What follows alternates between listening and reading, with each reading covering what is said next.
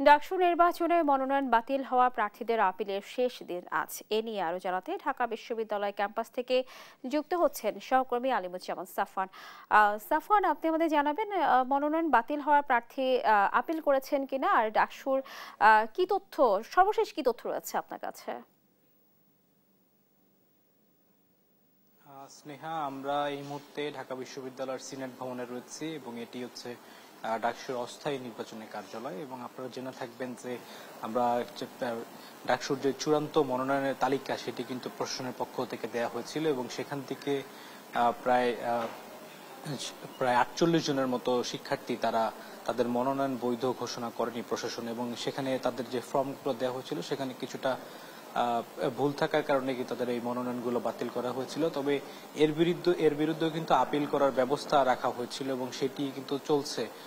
গত দুদিন যাবৎ, গতকাল এবং আজকে তারা আপিল করছেন এবং আজকে বিকেল 4টা পর্যন্ত এই শিক্ষার্থীরা যাদের মনোনয়ন প্রশাসন বাতিল করেছে সেগুলো কিন্তু আপিলের মাধ্যমে তারা সংশোধন করে নিতে পারে। তবে আমরা এই বিষয়ে শিক্ষার্থীদের সাথে কথা বলেছিলাম, তারা বলছেন যে প্রশাসন আসলে তাদেরকে যথেষ্ট আসলে সহায়তা করছে এই বিষয়ে। তাদের যে ভুলগুলো হয়েছে তাদের মনোনয়নপত্রে সেটি সংশোধন করে দেওয়ার পরে হয়তো তাদেরকে আবারও বৈধ প্রার্থীর তালিকায় আসলে নিয়ে আসা হবে, এমনটাই কিন্তু আমরা খবর পেয়েছি। এছাড়া আপনারা জেনে থাকবেন যে একই সাথে কিন্তু যেটি চলছে সেটি হচ্ছে মনোনয়ন প্রত্যাহার। সেই মনোনয়ন প্রত্যাহারেরও কিন্তু সুযোগ রয়েছে, সেটি চলবে আগামী 25শে আগস্ট পর্যন্ত।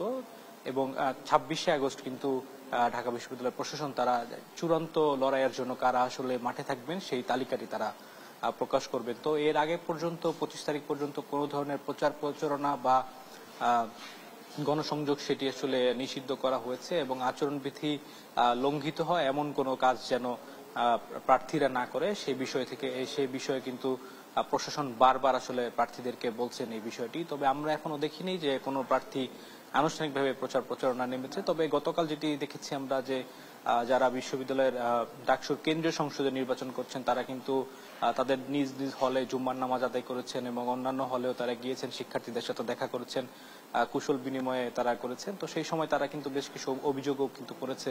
যেমন ছাত্রদল বলছে যে তাদের বিরুদ্ধে একটি পক্ষ আসলে সোশ্যাল মিডিয়ায় প্রোপাগান্ডা ছড়ানোর চেষ্টা করছে এবং তাদেরকে হেয় প্রতিপন্ন করে তাদের যে জনপ্রিয়তা সেটি আসলে কমিয়ে দেওয়ার চেষ্টা সেটি তারা করে যাচ্ছে একটি পক্ষ, এমনটি অভিযোগ করেছে কিন্তু ছাত্রদল। এবং এছাড়া যে শিবিরের বিপি প্রার্থী রয়েছেন সাদেক কায়েম, তিনিও কিন্তু অভিযোগ করেছেন যে প্রশাসনের বিপক্ষে, যে প্রশাসন একটি নির্দিষ্ট পক্ষের হয়ে কাজ করছে এবং তাদেরকে যত ধরনের সুযোগ সুবিধা দেওয়া সেই চেষ্টায় কিন্তু প্রশাসন করে যাচ্ছে। তো অন্যান্য যারা প্রার্থীরা রয়েছেন যারা নির্বাচনে অংশগ্রহণ করছেন তারাও একইভাবে নানা ধরনের অভিযোগের মধ্য দিয়ে যাচ্ছে। তো এখন পর্যন্ত আমার কাছে যে খবর রয়েছে ডাকসু থেকে, যে আজকে এই প্রায় যারা প্রার্থী যাদের মনোনয়ন বাতিল হয়েছে তারা আপিল করতে পারবেন এবং একই সাথে যদি কেউ তাদের মনোনয়নপত্র প্রত্যাহার করে নিতে চায় সেই সুযোগটিও কিন্তু রয়েছে। তো আমার কাছে এখন পর্যন্ত ডাকসু থেকে এই ছিল সর্বশেষ খবর। সাফওয়ান, আপনাকে ধন্যবাদ জানাচ্ছি।